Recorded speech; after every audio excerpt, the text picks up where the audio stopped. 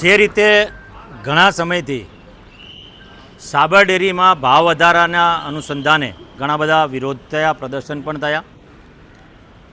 ત્યાંના પશુપાલકોની અત્યારે પરિસ્થિતિ દયનીય છે. એવા સંજોગોની અંદર કોંગ્રેસના અને ડિરેક્ટર બનેલા અમુક લોકોએ ત્યાં ખોટી રીતનો વિરોધ પણ કર્યો.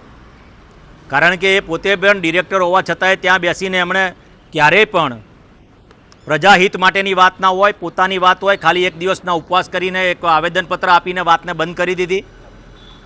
સરકારશ્રી તરફથી ચોખ્ખી સૂચના આપવામાં આવી છે ને છઠ્ઠા મહિનામાં આ પરિપત્ર છે મારી પાસે, છઠ્ઠા મહિનામાં સરકારે કીધું છે કે ભાવ વધારો, ભાવ ફેર જે છે એ પશુપાલકોને સાબર ડેરી વતી સાબરકાંઠા અને અરવલ્લી જિલ્લાના પશુપાલકોને મળવો જોઈએ. હું તમામ ડિરેક્ટરોને પણ કહું છું કે આ રાજકારણ ના કરો. સરકાર તમારી પશુપાલકોની સાથે છે અને સરકારે ક્યાંય પણ આમાં રોલ ભજ્યો નથી. ક્યાંક કોઈક એક ડિરેક્ટરે સરકાર પર ખોટા પ્રકારના આક્ષેપ કરીને જે વાત કરી છે અને વખોડું છું. સાથે સાબર ડેરીના તમામ ડિરેક્ટરોને એક જાગૃત ધારાસભ્ય તરીકે મારા પશુપાલકો દુઃખી થઈ રહ્યા છે સાબરકાંઠા અને અરવલ્લી જિલ્લાના, એને ભાવફેર એક અઠવાડિયાની અંદર જો આપવામાં નહીં આવે તો ગાંધી ચિંધ્યા માર્ગે મારે સાબર ડેરીનો ઘેરાવો કરવો પડતો હશે તો પણ કરીશ.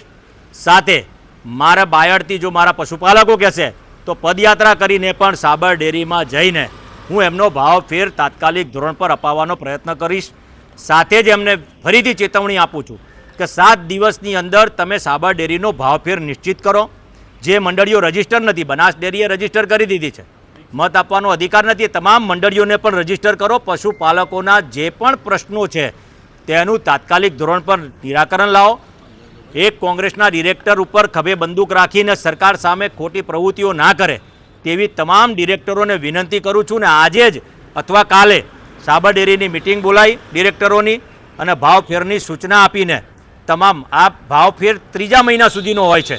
આ 7મો મહિનો ચાલે છે, એમાં કોઈ ઓડિટની વાત આવતી નથી. દર 3 મહિને કેટલો ભાવફેર મળે એવો છે એ તમામ ગામની ડેરીઓને મળતો હોય છે.